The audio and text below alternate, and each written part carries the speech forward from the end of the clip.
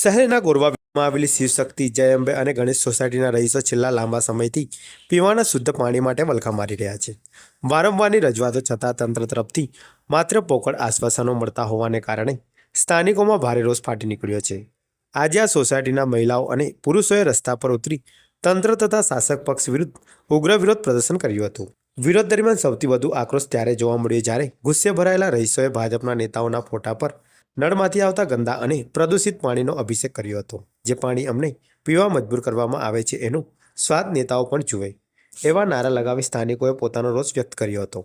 રહીશોનો આક્ષેપ છે કે અનેકવાર લેખિત અને મૌખિક રજૂઆતો કરવા છતાં કોર્પોરેશનના અધિકારીઓના પેટનું પાણી હલતું નથી. ગંદકીયુક્ત અને ડ્રેનેજ મિશ્રિત પાણીના કારણે રોગચાળો ફાટી નીકળવાની ભીતિ વચ્ચે મહિલાઓએ રસ્તા પર માટલા ફોડી તંત્રને જગાડવાનો પ્રયાસ કર્યો હતો. સ્થાનિકોનું કહેવું છે કે ચૂંટણી સમયે મતો માંગવા આવતા નેતાઓ અત્યારે જનતાની પાયાની જરૂરિયાત પૂરી કરવામાં સંપૂર્ણ નિષ્ફળ રહ્યા છે. દૂષિત પાણીના કારણે બાળકો અને વૃદ્ધોના સ્વાસ્થ્ય સામે ગંભીર જોખમ ઊભું થયું છે.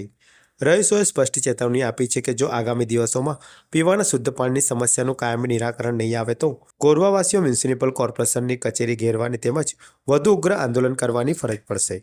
ગોરવા વિસ્તાર છે. સમસ્યા અમારે ગંદા પાણીની તો છેલ્લા 6 મહિનાથી છે, ગટરની તો છેલ્લા 10 વર્ષથી છે એવું કહીએ તો પણ ચાલે. ગટરની સુવિધા અમને જ્યારથી આવસોમાં રહ્યા ત્યાંથી અમને મળી જ નથી અને એક રોડની તકલીફ છે અમને. અમે ગંદા પાણી કોર્પોરેટર ને એમએલએ ઉપર અભિષેક કરીને કર્યો છે અને માટલા ફોડ્યા છે.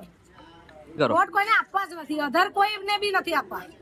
ભાજપ કોંગ્રેસ તો નહીં પણ અધર કોઈને બી નથી આપવા, વોટ જ નથી આપવા. મારીને ભગાડીશું એમને. ઓકે, એટલે માટલા ફોડીને આજે વિરોધ કર્યો છે. હા, માટલા ફોડીને વિરોધ કર્યો છે. આવો વિરોધ તો અમે 150 વાર કર્યો છે, એકવાર નથી કર્યો. પણ તો હાઉસિંગ બોર્ડમાં કોઈ આવા તૈયાર જ નથી, તો વોટ લેવા કેમ આવો છો? આયા તો મારીશું અમે. નેહાબેન. વડોદરા મહાનગરપાલિકાના ઇલેક્શન વોર્ડ નંબર 11 ની અંદર આવેલી જય અંબે સોસાયટી, શિવશક્તિ સોસાયટી અને જય ગણેશ સોસાયટીના તમામ માતા બહેનો આજે અહીંયા વિરોધ પ્રદર્શન એટલા માટે કરવું પડ્યું છે કે છેલ્લા 6 મહિનાથી આ વિસ્તારની અંદર દૂષિત પાણી આવે છે.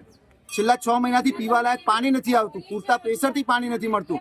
એક બાજુ આપણે સ્માર્ટ સિટીની વાતો કરીએ, 24/7 ના પાણીની વાતો કરીએ અને 1 કલાક પીવાનું પાણી નથી મળતું. ત્યારે આજે ભગવાનને જો અભિષેક કરાવવો હોય તો ચોખ્ખા પાણીથી કરી શકાય, પણ ચોખ્ખું પાણી નથી એટલે ગંદા પાણીથી આજે આ રાજનેતાઓ, એના ધારાસભ્ય શ્રી કેયુર રોકડિયા અને અહીંના ડેપ્યુટી મેયર, આ જ લોકોએ જીતાડેલા જે કોર્પોરેટર છે આજે ડેપ્યુટી મેયર બન્યા છે એવા ચિરાગભાઈ બારોટની પર ગંદા પાણીનો અભિષેક કર્યો છે. અને જો આગામી દિવસોની અંદર હજુ પાણીની સમસ્યાનો નિકાલ નહીં આવે તો આ જ માતા બહેનો અહીંના કમિશનર સાહેબને પણ ગંદા પાણીના અભિષેકથી નવડાવશે.